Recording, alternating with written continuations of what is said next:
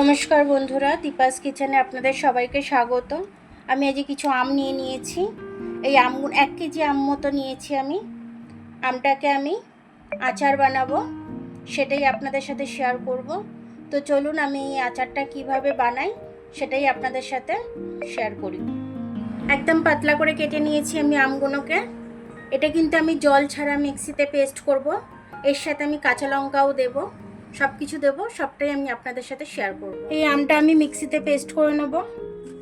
তার সাথে আমি মশলা নিয়েছি সর্ষে 4 চামচের মতো, আর এখানে কাঁচা লঙ্কা নিয়ে নিয়েছি, এখানে রসুন নিয়ে নিয়েছি। এগুলোকে আমি পেস্ট করে নেব, কিন্তু জল ছাড়া। প্রত্যেকটাই আমি জল ছাড়া পেস্ট করে নেব। মিক্সির জারের মধ্যে আমি আম দিয়ে দিচ্ছি।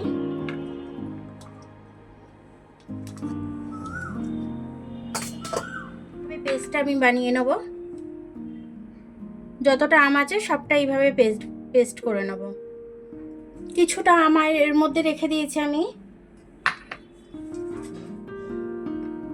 এই আমটার মধ্যে আমি তো জল দিয়ে পিষবো না, মিক্সিতে জল দেব না, আমি সর্ষেটা দিয়ে দিলাম মিক্সির গ্লাসে। রসুনগুলোও দিয়ে দেব। আমের জল দিয়ে এটা বাটা হয়ে যাবে। কাঁচা লঙ্কাটাও দিয়ে দিচ্ছি আমি একবারে। কাঁচা লঙ্কা, সর্ষে একবারে সব, আমি রসুন একবারে আমি দিয়ে দিয়েছি এর মধ্যে। আমি এর মধ্যে থেকে কিছুটা আম তুলে দিয়ে দিচ্ছি, কারণ আমেতে জল ভাবটা আছে, অন্য জল আমার আর লাগবে না, তাহলে ওই কারণে আমটা দিয়ে দিলাম। এবার আমি পেস্ট করে নেব। আমি একসাথে পেস্টটা করে নিলাম আমের। তো আমি এবারে সর্ষেটার, রসুনটার, কাঁচা লঙ্কার পেস্টটা একবারে আমি এর মধ্যে দিয়ে দিচ্ছি। যে পেস্টটা করে রেখেছি, এই পেস্টটাকে আমি এবার দিয়ে দেবো।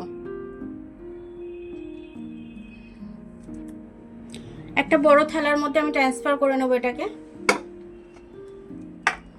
আমেতে, কাঁচা আমে প্রচুর জল থাকে, সেই জলটাতেই কিন্তু এটা হয়ে যায়, আর এক্সট্রা কোনো জল দিতে লাগে না।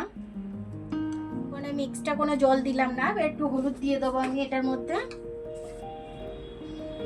হলুদটা দিয়ে আমি ভালো করে মিশিয়ে নেবো এটা। এবার আমি টেস্ট অনুযায়ী যেরকম আমের আচারের নুন লাগে, আমি সেই নুনটা দিয়ে দেবো।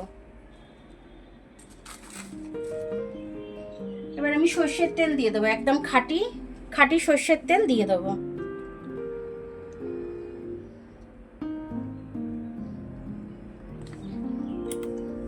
ভালো করে আমি এটা মিশিয়ে নেব।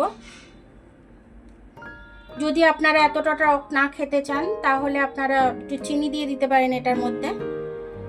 দুর্দান্ত খেতে হবে। এরকমভাবে আপনারা একদিন করে খাবেন।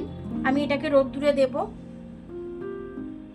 এটা রোদ্দুরে দিয়ে আমি এটা ভালো করে শুকিয়ে নেব, তবে এর সেন্টটাও খুব সুন্দর আসবে আর খেতেও খুব টেস্টি হবে।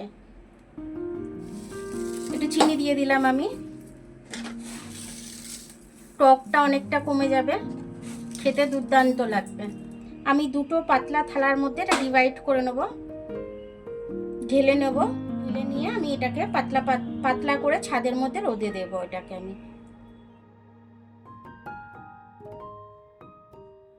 এটা পাতলা কাপড় চাপা দিয়ে আমি রোদ্দুরে দিয়ে দেবো। এটা আপনারা যদি মনে করেন এখন খাবেন, আপনারা রোদ্দুরে না দিয়ে খেতে পারেন, খেতে কিন্তু খুব দারুণ লাগবে। আর রোদ্দুরে দিয়ে রাখলে কি, আপনি অনেক দিন এটাকে রেখে সংগ্রহ করে খেতে পারবেন। আপনারা এটাকে রোদে দিয়ে দেবো আমি। রোদ থেকে নিয়ে এসে তারপর আমি দেখাচ্ছি। দেখুন আমার আচারটা বানাচ্ছিলাম, আমি একটু রোদ্দুরে দিয়েছিলাম। আপনারা পাখার হাওয়ায় শুকাতে পারেন, পাখার হাওয়া যাদের রোদ্দুর নেই, পাখার হাওয়ায় শুকিয়ে নিলেও হবে। দেখুন থালাটা পুরো কাত করে দিয়েছি আমি, তারপরেও কিন্তু আমার আচারটা পড়ছে না। তো ফলে আমার আচারের জলটা যতটা ছিল, সব জলটা কিন্তু শুকিয়ে গেছে একদমই। আর এটা কিন্তু খেতেও দুর্দান্ত হয়। আপনারা যা খুশি, রুটি দিয়ে, ভাত দিয়ে, পরোটা দিয়ে, সব কিছু দিয়ে কিন্তু এই আচারটা চলবে। আপনারা অবশ্যই এটা খাবেন করে, আর আমাকে কমেন্টস করেও জানাবেন যে আমার ভিডিওটা আপনাদের কেমন লাগলো। আমের বয়ামের মধ্যে আমি আচারটাকে ভরে দিচ্ছি। তো এরকম ঘনত্বটাই আমি রেখেছি। তো আপনারা চাইলে আরেকদিন রোদ্দুরে রাখতে পারেন, কিন্তু আরেকদিন রোদ্দুরে রাখলে কি হবে, আমের এটা একটু শুকিয়ে যাবে, ড্রাই হয়ে যাবে। তো এইভাবে যদি আপনারা করে রেখে দেন, এই ঘনত্বটাই, তাহলে আপনারা কিন্তু সব কিছুর সাথে, ভাতের সাথে, সব কিছুর সাথে আপনারা খেতে পারবেন। আপনাদের যদি ভয় লাগে তাহলে হালকা করে একটু ভিনিগার দিয়ে দিতে পারেন। আমি একদমই অল্প করে ভিনিগার দিলাম, 1 চামচের মতো, ছোট চামচের 1 চামচ আমি ভিনিগার দিলাম। এবার এটা দেখুন খুব কমই তেল ফেল লাগে, তেল একদমই লাগে না বললেই চলে, যেটুকু তেল আমি দিয়েছি ওটুকুতেই যথেষ্ট। তারপরে তো আমি অল্প করে একটু তেল দিয়ে দিলাম। এইভাবে আচারটা আপনারা করে খাবেন, খেয়ে কমেন্টস করে জানাবেন যে আপনাদের এরকম আচারটা কেমন লাগলো। তো এই আচারটা কিন্তু দুর্দান্ত হয়, আপনারা অবশ্যই একবার বাড়িতে ট্রাই করবেন, ট্রাই করে আমাকে কমেন্টস করে জানাবেন। এখন আমের সিজন, এখন ভীষণভাবে আম পাওয়া যাচ্ছে বাজারে, তো আপনারা অবশ্যই এইভাবে আমটা করবেন, করে আপনারা খাবেন, খেয়ে আমাকে কমেন্টস করে জানাবেন যে আপনাদের কেমন লাগলো আমার ভিডিওটা। তো আমার রেসিপিটা দেখার জন্য অনেক অনেক ধন্যবাদ। আমার ভিডিওটা যদি আপনাদের ভালো লাগে, লাইক, সাবস্ক্রাইব, বেল আইকনটা একটু টিপে দেবেন। আর যদি ফেসবুক থেকে দেখেন, লাইক আর ফলোটা একটু করে দেবেন। আবার দেখা হবে নতুন রেসিপির সাথে, ততক্ষণ আপনারা ভালো থাকবেন, আমি আসছি।